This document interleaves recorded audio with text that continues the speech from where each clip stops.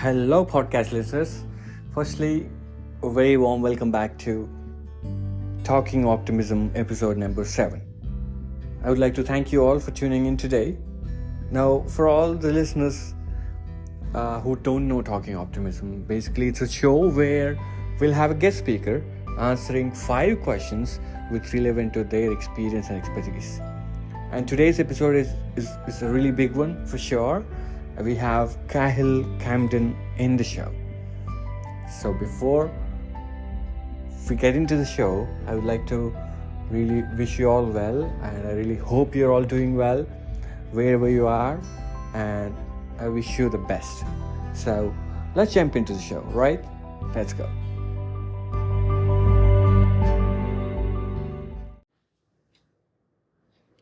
Mr. Cahill Camden is a CEO and digital marketing and growth expert. He's currently leading Digital Vision Media Group, an agency that helps Web3 and tech companies achieve explosive growth.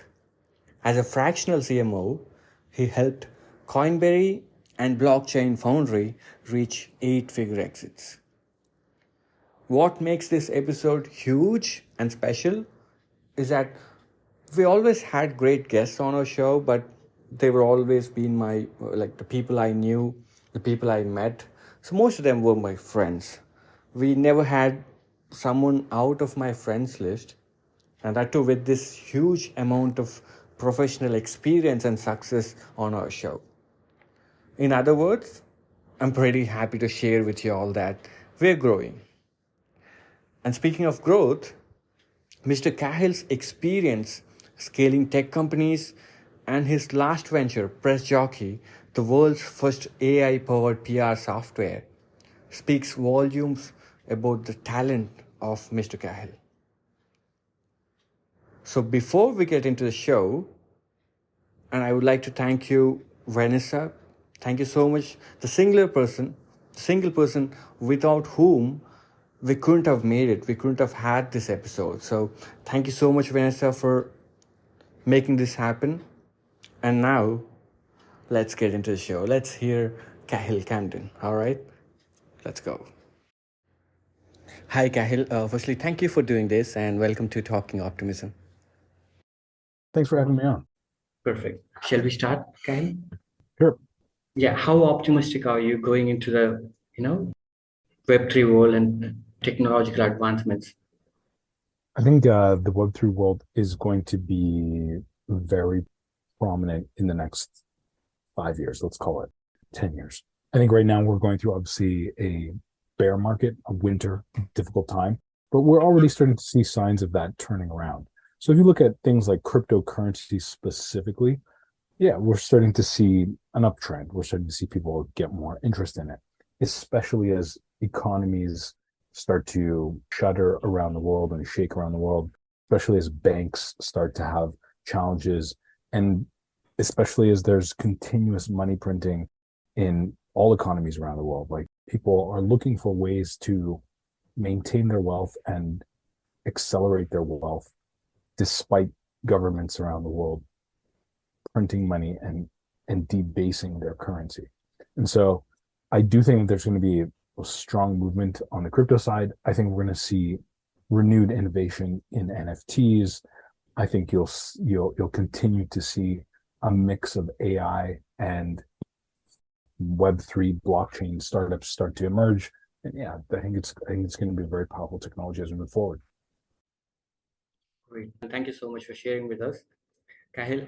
So again, you do work with businesses which are in the Web3 and trying to build.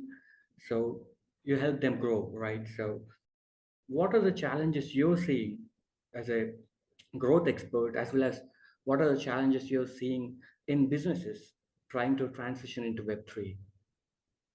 So there's two different areas. I think one is the first question: what Web3 challenges are?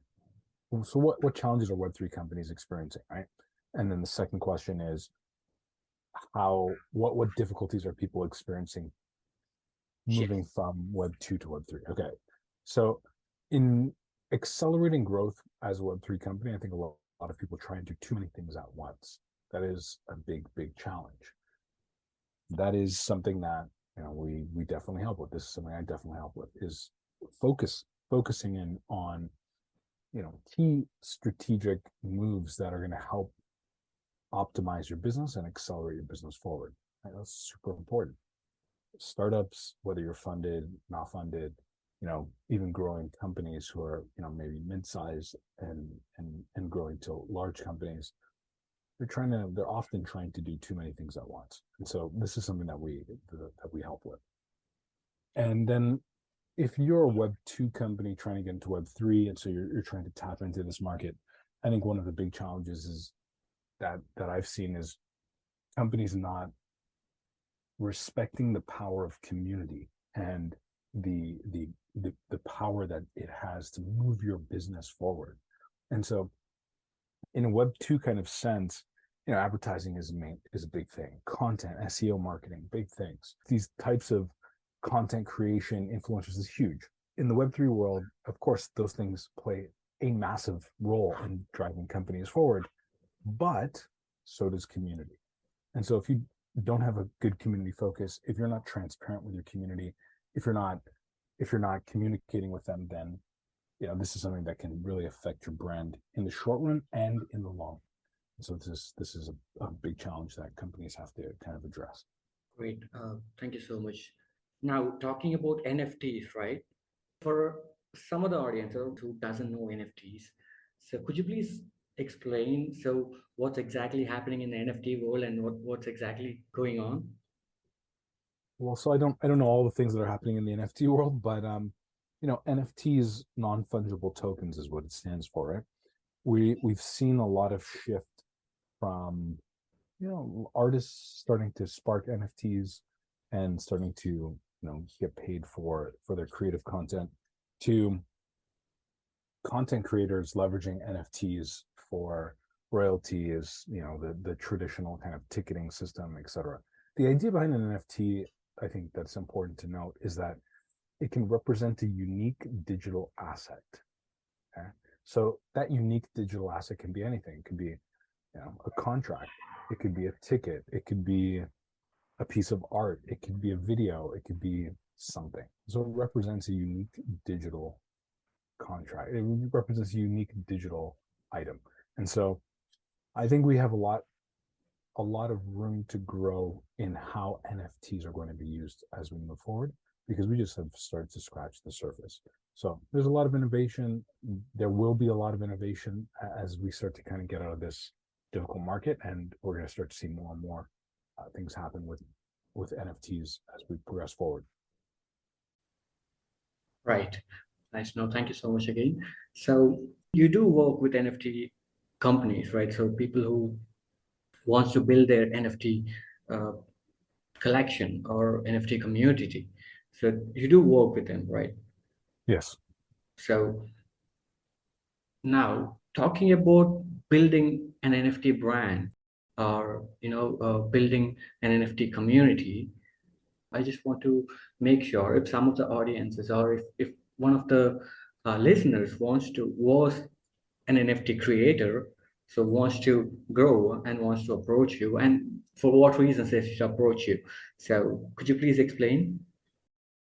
Yeah, sure. How will you be able to help them basically? So I don't work with every NFT creator, right? Like this is something that is important to understand. It's like, working with myself and my team, typically you've got to have some funding, or you've got to be able to you've got to have a very interesting project.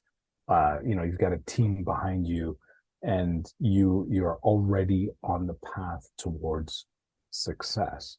You just need extra rocket fuel. You need extra help in clarifying how you get to your destination faster and better and with more optimization. And that's what I help do. Right. So it's not like, hey, you've got an idea for an NFT, come to me and I'll help you. That's not how it works. But I think the, I think I kind of answered most of the question there, which is like, yeah, if you've got an NFT project and you've got a community, or you've got a small community, you've raised some money, you're looking to progress forward, and you're willing to spend resources, and so resources being time, your team, and your capital on growth, then yeah, we can help you. But if you're trying to get, what's the saying, trying to get blood from a stone, and you want to do all this marketing and raise an NFT without any kind of budget or with any kind of team behind you, it's not going to happen. Yeah, that's clear. Thank you so much. Now we are basically in a world which is connected globally, right? So where do you rank India, Web3 and NFTs in specific? Yeah, I think India has like a lot of tech talent, so I think it'll be interesting to see what they do and how they do it. I haven't really been paying attention to that space too much specifically. So I don't know if I have the expertise to really speak on the Indian NFT market. But I do think there's an opportunity for anyone around the world who's interested in NFTs and who has the technological skills to be able to actually create something impactful and interesting. I think that one of the big things to remember that it's not about just making cash. It's not about trying to rug pull people and just get an NFT and make a quick buck. You will go very far if you have a long-term project and you have a long-term idea in mind of how you're going to leverage your creative into the future. Understand. Thank you so much. So my final question for you would be, being optimistic is good or bad? So what do you think, and why does being optimistic matters? Now you see a lot of markets change. There'll be bear market for some time and there'll be bull run for some time. So why do people need to be optimistic, especially in this Web3 world? I think the question assumes that you do need to be optimistic, and I guess that the question that I kind of put back is, okay, sorry. I'll answer it. I think it's an interesting question. I'm just pointing it out. It's like, why do you think you need to be optimistic? For what purpose? And so, like, I do think being optimistic is the better way to proceed in a market.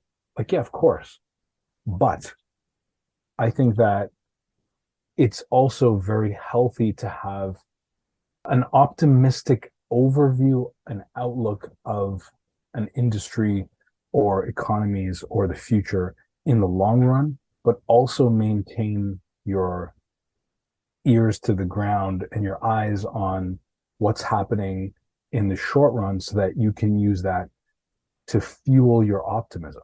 I don't know if that makes sense. So it's like, I think in the short run, yeah, it's scary and it's like, it is concerning that, there's regulatory overhang that's coming after the Web3 space. I think that is a big challenge. Am I optimistic about the Web3 space? Yeah, of course. But I do think that, hey, we should definitely pay attention to this. And as a industry, we are, but as an industry, we should definitely focus on how do we overcome this challenge and this hurdle, because this challenge and hurdle, if not dealt with, can really affect us in the long run, right? And that's not an optimistic outlook. It's like, if we don't deal with this, it's going to affect us a lot. Yeah. I'm not optimistic about that. That will happen. However, the overall industry, I'm very optimistic about. I think there's a lot of potential, a lot of great minds, and if we actually do something to overcome the hurdles that we've been faced with, then we will achieve something really cool. Does that make sense? Exactly, 100%. Yeah, optimism, instead of calling it optimism, we should have practical optimism. That's right. Yeah, practical optimism is where you work on your challenges, as you mentioned. So right. That's great. Thank you so much. Thank you so much for giving you the time, Cahill. It's great speaking to you. And yeah, thanks for having me on. I appreciate it. Cheers. Have a great day. Thank you. You too. Take care. You too. Thanks, man.